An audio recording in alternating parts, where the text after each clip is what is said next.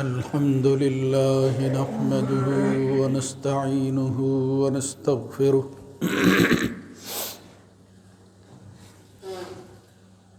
ونعوذ بالله من شرور أنفسنا ومن سيئات أعمالنا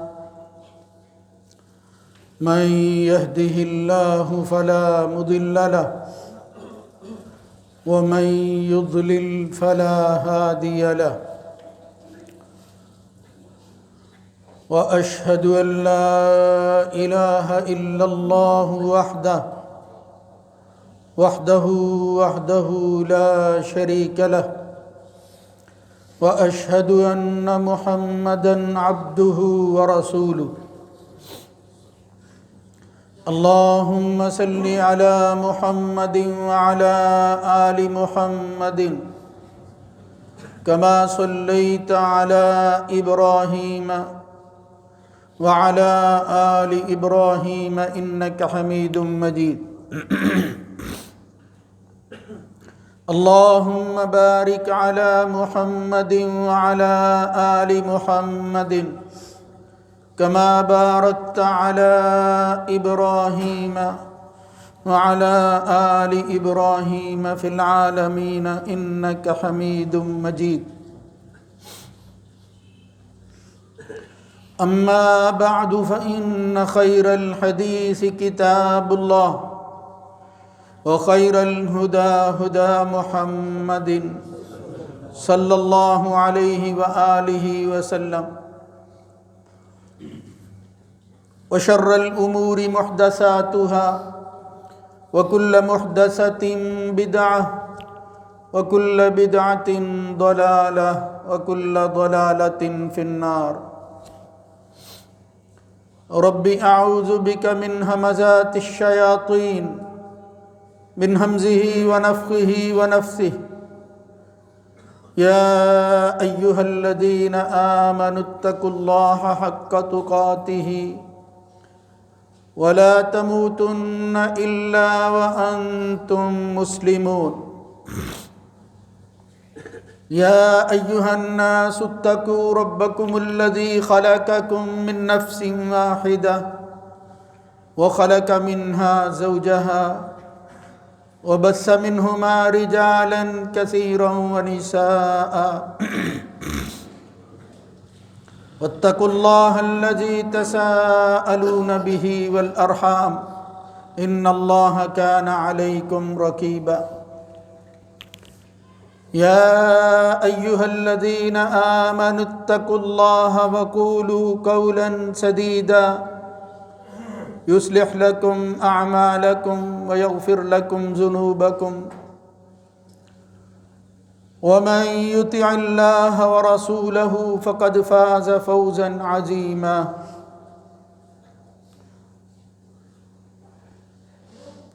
رب اشرح لي صدري ويسر لي أمري واحلل عقدة من لساني يفقهوا قولي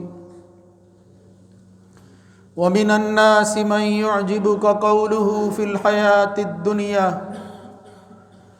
ويشهد الله على ما في قلبه وهو ألد الخصام وإذا تولى سعى في الأرض ليفسد فيها ويهلك الحرث والنسل والله لا يحب الفساد وإذا قيل له اتق الله أخذته العزة بالإثم فحسبه جہنم ولبئس المہاد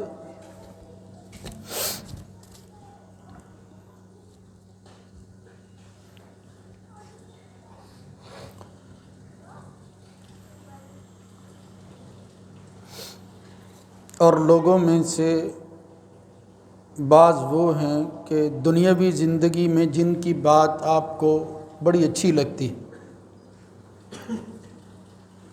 اور وہ اپنے دل کی بات پر اللہ کو بھی گواہ بناتے ہیں، حالانکہ وہ سب سے بڑا جھگڑالو بندہ ہوتا ہے۔ جب وہ پھرتا ہے وہاں سے تو سعی اور کوشش کرتا ہے، دوڑ دھوپ کرتا ہے زمین میں کہ فساد برپا کر دے اور کھیتیوں اور نسلوں کو برباد اور ہلاک کر دے، حالانکہ اللہ تعالیٰ تو فساد کو ہرگز پسند نہیں کرتا۔ جب اسے کہا جاتا ہے کہ اللہ سے ڈرو تو اس کی عزت، غرور، گھمنڈ اس کو گناہ پر مضبوط کر دیتا ہے، تو اس کے لیے جہنم کافی ہے اور یہ بہت برا ٹھکانہ ہے۔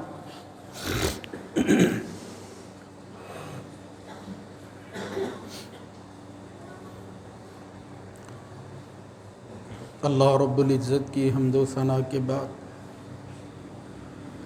درود و سلام سید الرسل خاتم النبیین جناب محمد الرسول اللہ صلی اللہ علیہ وآلہ وسلم کی ذات گرامی پر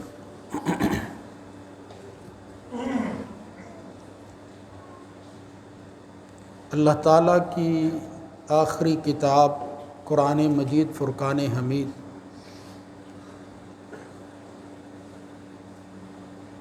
جن عنوانات کو اور موضوعات کو بیان کرتی ہے، ان میں انسانوں کی سوچ کے اعتبار سے 3 بڑے گروہ ہیں جن کا ذکر آتا ہے: ماننے والے، انکار کرنے والے، اور تیسرا گروہ ہے ان دونوں کے درمیان جو ظاہر میں قبولیت کا دعویٰ کرتا ہے، باطن کے اندر انکار ہی انکار ہوتا ہے۔ اللہ کی اس کتاب کا خاصہ یہ ہے کہ بظاہر معلوم ہوتا ہے کہ وہ پہلی قوموں کے حالات پر مبنی کوئی کتاب ہے، اگرچہ تصدیق شدہ ہے، لیکن وہ لوگوں کا جو گزر گئے ہیں ان کا تذکرہ کرتا ہے۔ مگر حقیقت یہ ہے کہ یہ کتاب صرف کوئی تذکرے، افسانے اور کہانی کا نام نہیں ہے، یہ عبرت کے لیے سب سے عظیم ترین اکسیر نسخہ ہے اگر آدمی اس کو غور سے پڑھے اور اس پر عمل کرے۔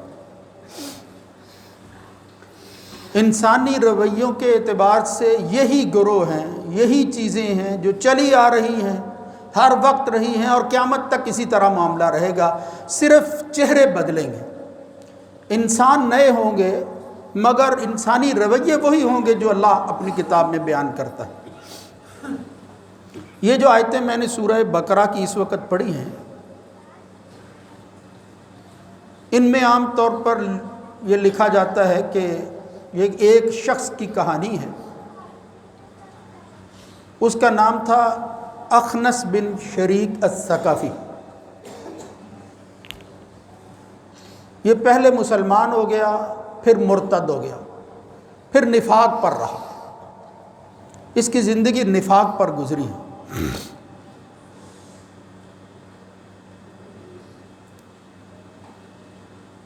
لیکن صحیح بات یہ ہے کہ یہ آیات ہوں یا کوئی اور آیت، اگر ان کا شان نزول اور مصداق وقتی اعتبار سے اللہ اور اس کے رسول نے بتا بھی دیا ہو تو وہ منحصر نہیں ہوتا کہ اس کے بعد اس طرح کا کوئی اور بندہ آئے گا نہیں، یا یہ آیات کسی اور کے بارے میں نہیں۔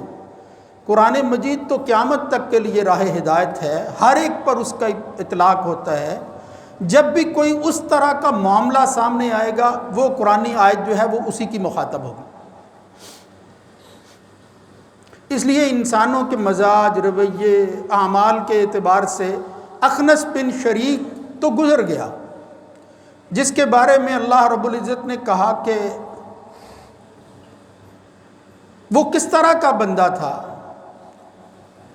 وہ ایسی خوبصورت باتیں کرتا، چکنی چپڑی باتیں، خوبصورت الفاظ کا جامہ پہنا کر لوگوں کے سامنے وہ دعوے رکھے جاتے جس سے معلوم ہوتا ہے یہ تو بہت اچھا آدمی ہے، اس سے بڑا اور سچا ہو کوئی نہیں سکتا۔ اللہ رب العزت اپنے نبی کو خطاب کر کے کہتا ہے کہ آپ بھی اس کی باتوں سے متاثر ہوتے ہیں۔ یعجبک قولہ فی الحیات الدنیا، کہ دنیاوی حوالہ سے وہ جو کچھ بتاتا ہے بڑی معلومات ہیں اس کی۔ اور پھر وہ ساتھ کیا کرتا؟ وَيُشْهِدُ اللَّهَ عَلَى مَا فِي قَلْبِهِ، یہ منافقوں کی ہمیشہ سے نشانی ہے۔ نفاق کسی سے ظاہر ہوتا ہے، اپنی بات کو پختہ کرنے میں قسمیں اٹھاتے ہیں۔ وَيُشْهِدُ اللَّهَ عَلَى مَا فِي قَلْبِهِ، جو کچھ دل میں ہے ظاہر تو نہ کرتا کہ میں کیا چاہتا ہوں، لیکن وہ گواہی دیتا اللہ کے نام کی کہ میں اللہ کی قسم اٹھا کر کہتا ہوں کہ میری منشا یہ ہے، یعنی دعویٰ اس کا یہ۔ اس کو قرآن مجید میں سورہ منافقون میں اللہ تعالیٰ نے بالکل واضح کہا، اذا جاءک المنافقون قالوا نشہد انک لرسول اللہ، منافق آ کر آپ کے پاس کہتے ہیں ہم گواہی دیتے ہیں کہ آپ اللہ کے رسول، یعنی وہی شہادت۔ اللہ فرمایا واللہ یعلم انک لرسول، اللہ کو معلوم ہے کہ آپ اللہ کے رسول ہیں، مگر واللہ یشہد، اللہ بھی گواہی دیتا ہے کہ یہ جو پہلے گواہی دینے والے بدبخت بے نصیب ہیں، ان المنافقین لکاذبون، یہ گواہی دیتے ہیں مگر ہیں جھوٹے، یعنی جھوٹ بولتے ہیں، ان کے دل کے اندر وہ نہیں ہے جو اللہ اور اس کے رسول کے ہاں آپ کا مقام اور مرتبہ۔ یہاں فرمایا یشہد اللہ علی ما فی قلبہ، ہے یہ پھر ان بنیادوں پر کہ اللہ کا نام بھی لیا جاتا ہے، قسم بھی اٹھاتا ہے، اس کے بعد جو ہے وہ بڑی خوبصورت باتیں بھی کرتا ہے، نعرے بڑے پرکشش لگاتا ہے، لیکن فرمایا وَهُوَ أَلَدُّ الْخِصَامِ، وہ محض اپنی بات کو سچ کر دکھانے میں اس قدر جھگڑا کرتا ہے اور وہ جھگڑالو پن کے اندر اتنا آگے چلا جاتا ہے کہ اب وہ اس کے نام کے ساتھ یہ مشہور ہو جاتا ہے کہ وہ الد بھی ہے، خصام بھی ہے، بلا وجہ ڈٹ جانے والا بھی ہے اور جھگڑا بھی کرتا ہے پھر اپنی غلط بات پر۔ یہ فرمایا وَهُوَ أَلَدُّ الْخِصَامِ۔ محمد الرسول اللہ صلی اللہ علیہ وسلم نے فرمایا ان ابغض الرجال الی اللہ تعالی الالد الخصام، اللہ کے ہاں مردوں میں، انسانوں میں مبغوض ترین جو ناپسندیدہ لوگ ہیں وہ کون ہیں؟ ہوتے جھوٹے ہیں لیکن اپنے زور بیان پر اپنے دعوے کو سچا کرنے کے لیے اس طرح جھگڑا پیدا کرتے ہیں کہ ان سے بڑا سچا کوئی نہیں نظر آتا۔ فرمایا وَهُوَ أَلَدُّ الْخِصَامِ۔ اب پھر آگے کہ اس طرح کے لوگ، اس طرح کے رویے رکھنے والا گروہ، وہ اس کا نتیجہ کیا نکلتا ہے، خرابیاں کیا پیدا ہوتی ہیں پھر ان کی وجہ سے؟ ورنہ آدمی کہتا ہے کہ ٹھیک ہے وہ اپنے طور پر لگا رہے، کسی کو کیا غرض ہے اس سے، اس کی اپنی زندگی ہے، مگر ایسا نہیں ہے۔ وَإِذَا تَوَلَّىٰ سَعَىٰ فِي الْأَرْضِ لِيُفْسِدَ فِيهَا، غرض ان کے سامنے آ جاتی ہے کہ جب وہ اس مجلس سے جاتے ہیں جہاں قسمیں اٹھا اٹھا کر وہ دعوے کر رہے ہوتے ہیں اور یقین دلاتے ہیں کہ نبی ہم تمہارے ساتھ ہیں، وَإِذَا تَوَلَّىٰ سَعَىٰ فِي الْأَرْضِ، وہ پھر ایسی کوششیں کرتے ہیں لِيُفْسِدَ فِيهَا، کہ وہ دنیا کے اندر، اس زمین کے اندر امن کو تہ و بالا کر دیں اور فساد کو عام کر دیں۔ لِيُفْسِدَ فِيهَا وَيُهْلِكَ الْحَرْثَ وَالنَّسْلَ، نہ کوئی کھیتی بچے نہ کوئی انسانی نسل بچے۔ یعنی وہ دیکھیں چیزوں کے بھی دشمن ہوتے ہیں اور چیزوں کے استعمال کرنے والوں کے بھی دشمن ہوتے ہیں۔ وَاللَّهُ لَا يُحِبُّ الْفَسَادَ، اللہ فرماتا ہے میں تو، اللہ رب العزت تو فساد کو ہرگز پسند نہیں کرتا۔ اور جب کہا جاتا ہے وَإِذَا قِيلَ لَهُ اتَّقِ اللَّهَ، جب انہیں کہا جاتا ہے بھئی ان سرگرمیوں سے باز آ جاؤ، أَخَذَتْهُ الْعِزَّةُ بِالْإِثْمِ فَحَسْبُهُ جَهَنَّمُ وَلَبِئْسَ الْمِهَادُ، تو وہ پھر ان کا غرور، تمکن، گھمنڈ جس پر وہ کھڑے ہوتے ہیں کہ کوئی میرے سامنے بھی کھڑا ہونے والا ہے، مجھے بھی کوئی سمجھا سکتا ہے، میرا جو ہے وہ دعویٰ اور پھر میرے اس کے اندر میری جو پلاننگ ہے اس کو بھی کوئی غلط کر رہا ہے۔ اس لیے فرمایا اخذتہ العزت بالاسم، یہ گھمنڈ اس کو لے ڈوبتا ہے۔ اور پھر فرمایا یہی اصل ہے، حسبہ جہنم ولبئس المہاد، دنیا میں تو پھر وقت گزر جائے گا مگر آخرت میں اللہ کے ہاں اس کا برا ٹھکانہ سوائے جہنم کے اور کوئی نہیں ہوگا۔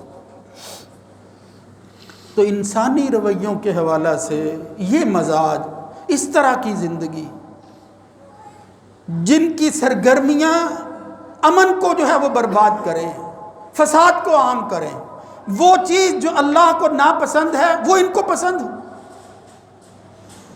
اور پھر اس کی وجہ سے وہ کریں کیا؟ وہ ایسی تگ و دو کریں، ایسی جد و جہد کریں، ایسے خوشکن نعروں کے ساتھ لوگوں کو وہ ورغلا کر اپنی طرف جو ہے وہ مائل کر کے ایک گروہ تیار کر لیں، یعنی منافقین کا گروہ پھر بڑھتا جائے۔ اللہ سورہ بقرہ میں کہتا ہے جب ان سے یہ سمجھانے کی بات کی جاتی کہ بھئی آپ غور کریں اس کی وجہ سے نتیجہ کیا نکل رہا ہے. وَإِذَا قِيلَ لَهُمْ لَا تُفْسِدُوا فِي الْأَرْضِ، وہ کیا کہتے ہیں؟ یعنی لوگ کہتے ہیں بھئی یہ فساد نہ کرو، بھئی اس امن کو برباد نہ کرو، لوگوں کی زندگیاں کیوں اجیرن کی ہوئی ہیں. قَالُوا إِنَّمَا نَحْنُ مُصْلِحُونَ، یہ تمہیں فساد نظر آتا ہے، ہم سے بڑا تو مصلح کوئی نہیں ہے. الا انہم هم المفسدون ولکن لا یشعرون، بدبختوں کو شعور نہیں ہے، وہی تو دراصل فسادی ہوتے ہیں. انہی کا فساد جو ہے ان کو بھی لے ڈوبتا ہے، قوموں کو بھی لے ڈوبتا ہے. اور یہی منشا ہے منافقین کی کہ وہ فساد کو عام کرنا چاہتے ہیں. وقت کے ساتھ ساتھ بدقسمتی سے ہمارے ہاں جس طرح کی ہماری زندگی ہے، جس سٹائل کے ساتھ جن لوگوں سے مروب ہو کر ہم نے اپنی زندگی کا ڈھنگ رچایا ہوا ہے، جو کچھ ان کے ہاں ہے اور جو وہ چاہتے تھے کہ اس طرح کا ہو جائے، ناپسندیدگی کے باوجود ہم اس کا شکار ہو گئے ہیں. اب ہمیں جو کچھ تحفوں میں ملا ہے ان میں سے ایک یہ ہے کہ تمہارا سیاسی نظام ہمارا ہونا چاہیے، جمہوریت ہونی چاہیے. اور اس جمہوریت کا مطلب کیا ہے؟ اس کا مطلب ہے کہ جو جس کے جی میں آئے اس کا حق ہے کہ وہ اپنی اس آزادی کو استعمال کرتے ہوئے لوگوں کے سامنے رکھے. میں تو یہ ہوں، کوئی اس کو روکنے والا نہ ہو. اگر اس کی وجہ سے دنیا کی زندگی اجیرن بن جائے، کوئی اس کی طرف انگلی نہیں اٹھا سکتا، یہ اس کا حق ہے. یہ ہے جمہوریت جس کو، یعنی اس کو عام کر کے اس مادر پدر آزادی کو عام کرنا اور پھر جو ہے یہ انسانی حق قرار دینا، یہ تحفے ہیں. ان میں سے ایک تحفہ ہے جو ہمیں ملا ہے اس سیاست کی شکل کے اندر، کہ اب ہوتا یہ ہے کہ ہر آدمی وہ ہوس اقتدار کے اندر لوگوں پر قابض ہونے کے لیے اپنی خواہشات کو جو ہے وہ سامنے رکھتے ہوئے ہر وہ کام کر گزرتا ہے کہ جس کی وجہ سے وہ یہ سمجھتا ہے کہ اگر میں ہوں تو دنیا ہے، اگر میں نہیں ہوں تو کچھ نہیں ہے.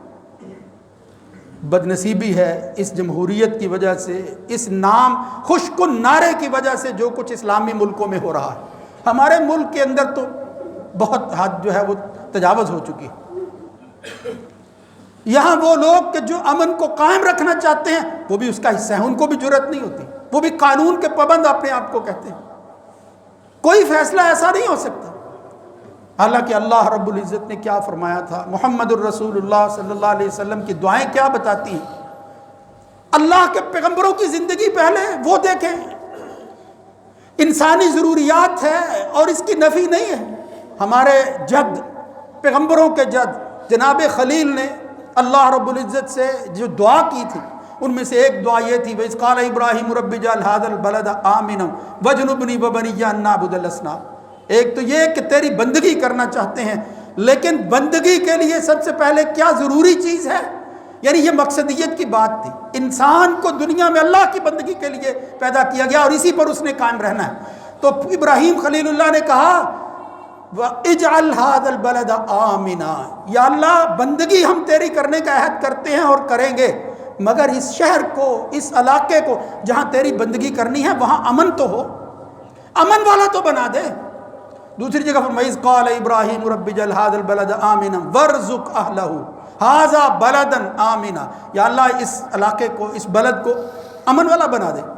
پھر کہا، پھر مانگا دنیاوی ضرورتیں. یعنی اگر سب کچھ انسان کے پاس ہو اور امن نہ ہو، فساد ہو، شر ہو، خیر جو ہے وہ ختم ہوتی جائے، تو سب کچھ ہونے کے باوجود نتائج نہیں نکلتے، فوائد حاصل نہیں ہوتے.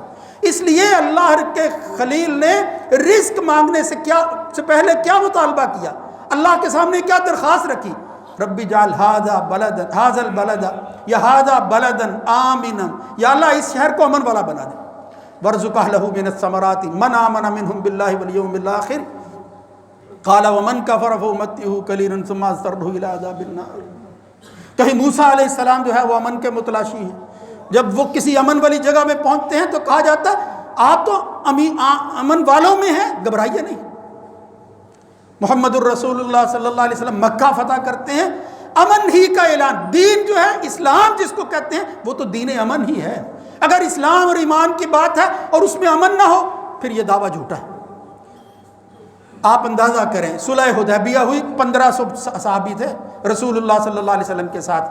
جب معاہدہ ہو گیا کہ ہم امن سے رہیں گے، 10 سال تک جنگ نہیں ہوگی.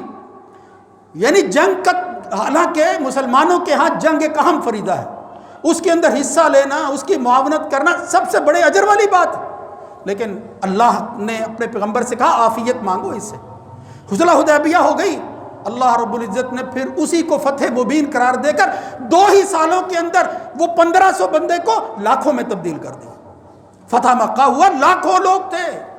2 سال کے اندر اس امن کی زندگی میں یہ نتیجہ ملا کہ اللہ رب العزت نے جو ہے برائت الناس یدخلون فی دین اللہ افواجا کی مثالیں پہلے ہی قائم کر دی. ابھی فتح مکہ تو بعد میں ہوا، لاکھوں کی تعداد کے اندر جو ہے وہ لوگ جا رہے ہیں. اور محمد الرسول اللہ صلی اللہ علیہ وسلم، قربان جائیے فدا ہوا ابی و امی، اس عظیم شخصیت پر میرے ماں باپ اور سب کے ماں باپ قربان ہو کہ وہ جب موقع آیا تھا 1500 بندے کو جب علاقے سے نکالا ہے، بیت اللہ کی زیارت کی اجازت نہیں دیتے، لاکھوں کی تعداد میں جب آیا تو اس نے کیا کہا؟ میرے دشمنوں میں سب سے بڑا دشمن اگر کوئی ہے تو وہ ابو سفیان ہے. من دخل دار ابی سفیان فہو آمن. میں محمد، یہی تو میرے نبی اور دوسرے کمانڈروں میں فرق ہے کہ میں اعلان کرتا ہوں کہ جو ابو سفیان کے گھر داخل ہو جائے گا اس کو امن مل جائے گا. ومن القى السلاح فهو آمن. بس اپنا اسلحہ رکھ دو، امن ہی امن ہے. ومن دخل المسجد، اللہ کے گھر میں جو آ جائے گا فهو آمن، اس کو بھی امن مل جائے گا. امن امن، اس کی دعوت. یہ صرف دعویٰ نہیں تھا، یہ اللہ نے کہا وعد اللہ الذین آمنوا منکم وعملوا الصالحات.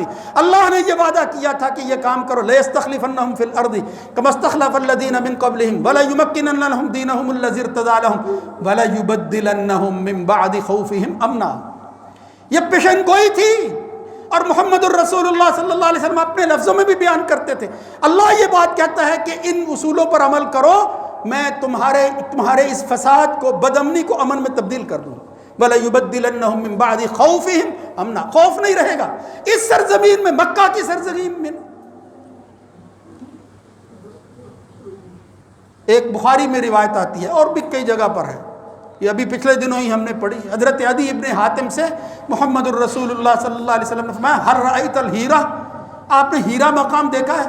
انہوں نے کہا یا رسول اللہ میں نے دیکھا نہیں مگر اس کی خبر ہے مجھے. فرمایا عدی، بہت جلد ایک وقت آنے والا ہے کہ ایک خاتون اکیلی وہ سفر کرے گی ہیرا سے، ہیرا مقام سے سفر کرے گی. ترتحل الزعینۃ من الہیرۃ، ہیرا سے چلے گی الی مکہ، تک مکہ پہنچے گی، اکیلی ہوگی، تنہا. یعنی اس سرزمین میں یہ دعویٰ کرنا یہ کوئی معمولی بات نہیں تھی، یہ بڑ معلوم ہوتی تھی. مگر محمد الرسول اللہ صلی اللہ علیہ وسلم نے فرمایا میں جو کچھ لوگوں کو دے کر جا رہا ہوں اس کے بدلہ کے اندر امن اور سکون ہوگا، یہ شر ختم ہوگا، یہاں فساد نام کی کوئی چیز نہیں ہوگی. وہ ابراہیم خلیل اللہ میرے جد نے جو کچھ مانگا تھا میں عملاً کر کے دکھاؤں گا. فرمایا ہیرا سے ایک عورت جو ہے وہ تنہا سفر کرے گی، مکہ کا طواف کرے، بیت اللہ کا طواف کرنے کے لیے مکہ آئے گی، طواف کرے گی، پھر گھر کو جائے گی. لا تخاف الا اللہ، اللہ کے علاوہ کسی کا خوف اور ڈر اس کے دل میں نہیں ہوگا، کوئی انگلی اس کی طرف نہیں اٹھے گی. عدی بن حاتم کہتے ہیں کہ باقی میں نے پیشن گوئیاں تو دیکھ لی، یہ بھی تم دیکھ لو، یہ بھی ہو کر رہا. اور پھر فرمایا میری زندگی کے اندر اللہ نے زندگی بڑھا دی، دیکھ لیا ایسا ہوا. ہیرا سے ایک خاتون چلتی ہے، بیت اللہ کا طواف کرتی ہے، اللہ کے علاوہ کوئی ڈر نہیں ہے اسے. تو میرے بھائیوں، عرض کرنے کا مطلب یہ ہے کہ دین کا دعویٰ کرنا آسان ہے، یہ دین کا نام لینا بڑا آسان ہے، مگر اپنے رویوں پر غور کرنا، اس کی وجہ سے دین کو جو ہے جو نقصان پہنچ رہا ہے اس کی طرف دھیان نہ کرنا.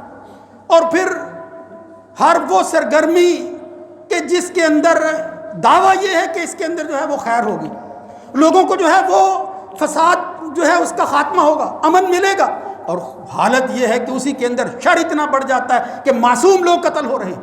محمد الرسول اللہ صلی اللہ علیہ وسلم نے فرمایا تقارب الزمان، اور بہت جلد ایسا ہو جائے گا ینقص العمل، عمل شمل کوئی نہیں رہے گا، کم ہو جائے گا. یلقی الشح، یہ بخیلی عام ہو جائے گی، پیسہ وہ بت بن جائے گا.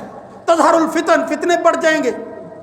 یکسر الحرج، اور پھر حرج عام ہو جائے گا. صحابہ نے کہا یا رسول اللہ یہ جو کثرت کی بات کر رہے ہیں حرج یہ کیا ہے؟ فرمایا القتل، لوگ قتل ہونا شروع ہو جائیں گے، نہ قاتل کو معلوم ہوگا میں کیوں مار رہا ہوں، نہ مقتول کو معلوم ہے کہ میں کیوں مر گیا.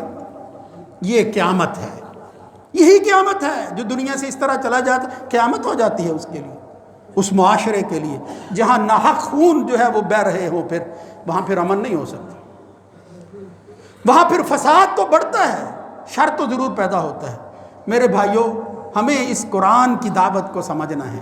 یہ قرآن ہمیں پکارتا ہے، کبھی غور تو کرو اس بات پر. صرف اپنی خواہشات کی وجہ سے طرفداری کرتے رہنا نہیں، اللہ کے ہاں ہمیں جواب دہ ہونا ہے. مت دیکھو کہ میرا لیڈر کون ہے، میں کس کی مانتا ہوں، میری جو ہے وہ سرگرمیاں بھی اسی طرح کی ہیں، میرے رجحانات کیا ہیں، خدا نخواستہ میرا ذہن کس طرف ملتا ہے. اگر تمہارے دل کے اندر اخلاص نہیں ہے، صرف یہ ہے کہ یہ میری جماعت ہے، میرا گروہ ہے، اور اس کی وجہ سے جو کچھ ہوتا رہے اس کو قبول کر لو، پھر یہ نفاق ہے، یہ ایمان نہیں ہے، یہ شر ہے، یہ امن نہیں ہے. محمد الرسول اللہ صلی اللہ علیہ وسلم تو یہ فرماتے من اصبح منکم آمنا فی سربہ، اور اگر امن نصیب ہو اور ایک آدمی اپنے اہل و عیال کے اندر صبح کرے، معافن فی جسدہ، اللہ نے اس کو صحت عطا کی ہے، قوت یومہ، صرف ایک دن کا کھانا اس کے پاس موجود ہے، امن کی حالت میں، صحت کی شکل میں ایک دن کا کھانا موجود ہے، حیزت لہ الدنیا، پھر ساری دنیا اکٹھی ہو کر اس کے قدموں میں ڈھیر ہو گئی. اور کیا چاہیے اسے؟ عزت لو. اس لیے محمد الرسول اللہ صلی اللہ علیہ وسلم جب صبح کرتے یہی دعا کرتے ہیں، اللہم انی اسألک العفو والعافیۃ فی الدنیا والآخرہ، اللہم انی اسألک العفو والعافیۃ فی دینی ودنیای واہلی ومالی، اللہم استر عوراتی وآمر روعات، یا اللہ میرا خوف ختم کر دے. محمد الرسول اللہ روزانہ مانگتے تھے اللہ سے، یعنی خوف کی زندگی وہ کچھ نہیں کرنے دیتی بندے کو. وآمر روعاتی، اور پھر حفاظت کی دعا کرتے رسول اللہ صلی اللہ علیہ وسلم، یعنی اس کے نتیجہ میں پھر اللہ جو ہے وہ حفظ و امان عطا فرماتا ہے. اس لیے میرے بھائیوں، ہمیں بھی ان دعاؤں کو دہراتے رہنا چاہیے. ہماری خواہشیں ہوں یا ہماری مخالفتیں ہوں، جس صورت کے اندر بھی امن جو ہے وہ تہ و بالا ہوتا ہوا نظر آئے، اللہ سے دعا کیا کریں کہ یا اللہ اگر ہمارے گناہوں کی وجہ سے یہ حالت ہے تو یا اللہ ہمارے گناہوں کو معاف فرما، یا اللہ ہمیں اپنی اصلاح کرنے کی توفیق نصیب فرما. الہ العالمین ایسی سوچ کے حامل لوگ پیدا کر جو اپنا بھی بھلا سوچتے ہوں، ہماری بھی خیر خواہی جو ہے ان کے مقصود ہو، ان کے ذہن کے اندر یہی ہو کہ یہ قوم فلاح پا جائے. یہ بہت اچھی سوچ ہے. یعنی ایک آدمی صرف اپنے لیے سوچتا ہے، ایک دوسرے کے لیے سوچتا ہے. بہترین مسلمان وہ ہوتا ہے کہ جو دوسروں کی خیر خواہی چاہتا ہے. مقصد بڑا عظیم ہے لیکن اخلاص کے ساتھ ہو، اس کے اندر جو ہے وہ انسانوں کا خون نہ بہتا ہو، وہ قتل عام نہ ہو، اس کی وجہ سے ان خشکن ناروں کی وجہ سے دوسرے کو زچ کرنا مقصود نہ ہو، اپنے آپ کی بالادستی ثابت کرنا مقصود نہ ہو، للہیت ہو، اخلاص کے ساتھ اللہ کی خاطر ہم یہ کام کر رہے ہیں، اللہ کا کلمہ بلند ہوتا ہے. یعنی محمد الرسول اللہ صلی اللہ علیہ وسلم نے اس جہاد کو، اللہ کے راستے میں نکلنے کو یہ کہا کہ اگر وہ ریاکاری ہو، فخر ہو، اپنی ذات کے لیے ہو، کوئی جہاد نہیں ہے. وہ تو مقصدیت سے بہت دور بات ہے. اللہ کے کلمے کی بلندی جو ہے وہ راہ اللہ، اس میں جان دینا وہ فی سبیل اللہ جہاد ہے، وہ ہے اصل قتال فی سبیل اللہ. اس لیے بس یہی بات ہے کہ ہمیں اپنے آپ کو اس نفاق سے بچانا چاہیے، چاہتے ہوئے بھی نہ چاہتے ہوئے. انسان مسلمان شکار ہو جاتا ہے، سادہ لو مسلمان ہے، وہ کسی کے بہکاوے میں آ جاتا ہے، پتہ نہیں چلتا اس کو، اس کا حصہ بن جاتا ہے. اور جب فتنے عام ہوتے ہیں تو فتنوں میں بچنا مشکل ہو جاتا ہے. یہی تو نبی کریم صلی اللہ علیہ وسلم نے فرمایا، صبح ایک جو ہے وہ فتنہ پیدا ہوا، رات کو جو ہے وہ اور ہوا. صبح بندہ مسلمان ہوتا ہے، رات کو کافر ہو جاتا ہے، رات کو مومن ہوتا ہے، صبح کافر ہو جاتا ہے. یہی فتنوں کی وجہ سے یہ خرابیاں پیدا ہوتی ہیں. اس لیے عافیت طلب کرنا، امن کی دعا کرنا، اور پھر اپنے ارد گرد جو ہے وہ امن کا جو ہے وہ اس طرح مظاہرہ کرنا جس سے اس کا کردار کم از کم یہ نظر آئے کہ یہ امن کا داعی ہے، یہ نہیں چاہتا کہ جو ہے وہ فساد پھیلے. یہ اللہ رب العزت فساد کو ناپسند کرتا ہے. اللہ رب العزت نے فرمایا جو اس دنیا کے اندر امن کو عام کرتے ہیں، لوگوں کو امن دیتے ہیں، المسلم من سلم المسلمون من لسانہ والمؤمن من امنہ الناس. مومن تو ہوتا ہی وہ ہے جو خود بھی امن میں رہتا ہے، دوسروں کو بھی امن دیتا ہے. اللہ رب العزت سے دعا ہے کہ وہ ہمیں ان تعلیمات کو جو اللہ رب العزت نے بیان کی ہیں عمل کرنے کی توفیق نصیب فرمائے. ان کو سمجھنے کی توفیق نصیب فرمائے، اللہ تعالیٰ اس پر قائم اور دائم رکھے۔ اللہ رب العزت ہمیں اپنی زندگی ایمان کی زندگی نصیب فرمائے، رہتی دنیا تک جب بھی انسان زندہ رہتا ہے ایمان پر قائم رہے اور ایمان ہی کی حالت میں اس دنیا سے جائے، یہی کامیابی ہے۔ اللہ رب العزت یہ کامیابی نصیب فرمائے۔ اقول قولی ھذا استغفر اللہ لی ولکم۔